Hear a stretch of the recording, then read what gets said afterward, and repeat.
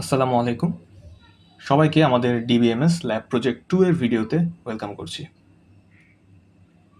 আজকের ভিডিওতে আমরা দেখব কিভাবে MySQL a student record insert করতে হয় এবং সিলেক্ট, ওয়্যার এবং অর্ডার বাই কোয়েরি ব্যবহার করে ডাটা ফিল্টার ও সর্ট করতে হয়। কম্পিউটার সায়েন্সের শিক্ষার্থীদের জন্য এই বেসিক ডিএমএল এবং ডাটা কোয়েরি অপারেশনগুলো বোঝা অত্যন্ত জরুরি। চলুন সরাসরি স্ক্রিনে আমরা কাজটা শুরু করি।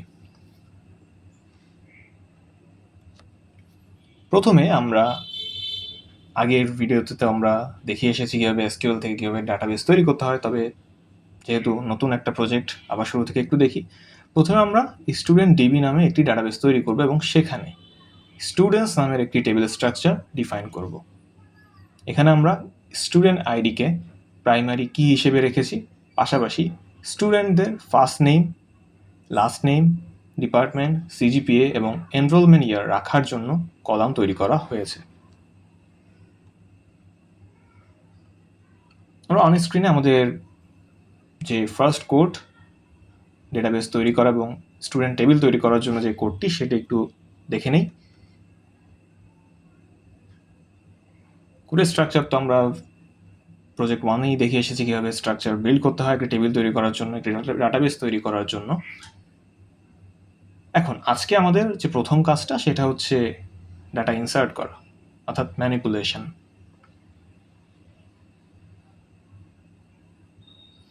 আমাদের ডেটাবেস তৈরি হয়ে গেল, টেবিল তৈরি হয়ে গেল, আমরা বাম পাশে তা দেখতে পাচ্ছি।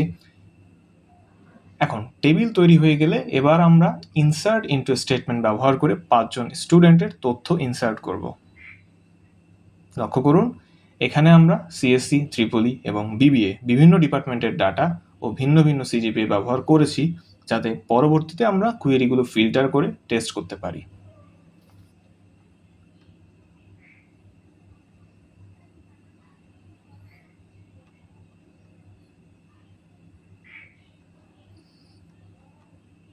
আমরা ডাটা ইনসার্ট করে ফেলেছি এবং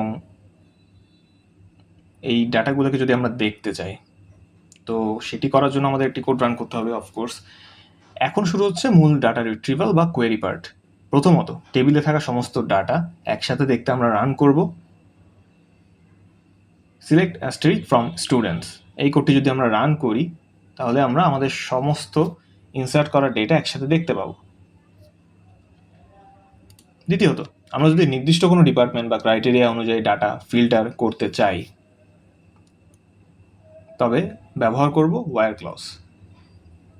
প্রথমত আমরা সিলেক্ট কোয়েরি ব্যবহার করে সমস্ত ডেটা দেখতে পাচ্ছি কিনা সেটা একটু খেয়াল করি, তারপর আমরা ওয়্যার ক্লজে চলে যাচ্ছি। তো ওয়্যার ক্লজে যদি আমরা যাই, যেমন শুধু সিএসসি ডিপার্টমেন্টের যে সকল স্টুডেন্টের সিজিপিএ 3.50 বা তার বেশি, তাদেরকে দেখতে আমরা এই কোডটি লিখব। কোডটি আমরা স্ক্রিনে দেখতে পাচ্ছি। Select static from students where department equal CSC and CGPA greater equal 3.50। তো এখন আমরা দেখতে পাচ্ছি আমাদের কাঙ্ক্ষিত সেই ডেটা বা টেবিল,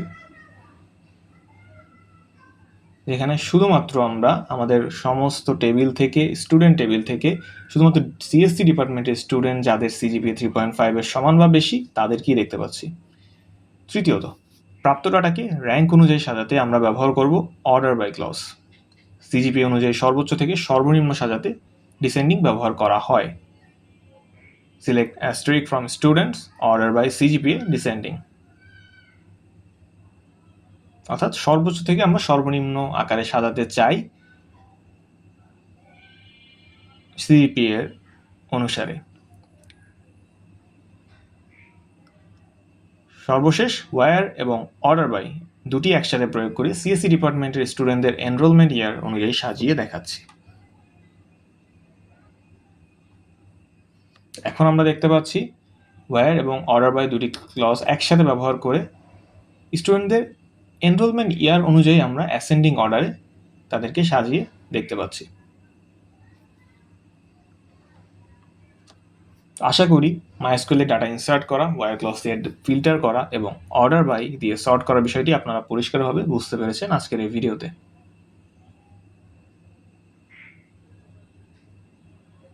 তো আজকের ভিডিও আমাদের এই পর্যন্তই। বাকি কাজগুলো আমরা ল্যাবে অবশ্যই প্র্যাকটিস করব।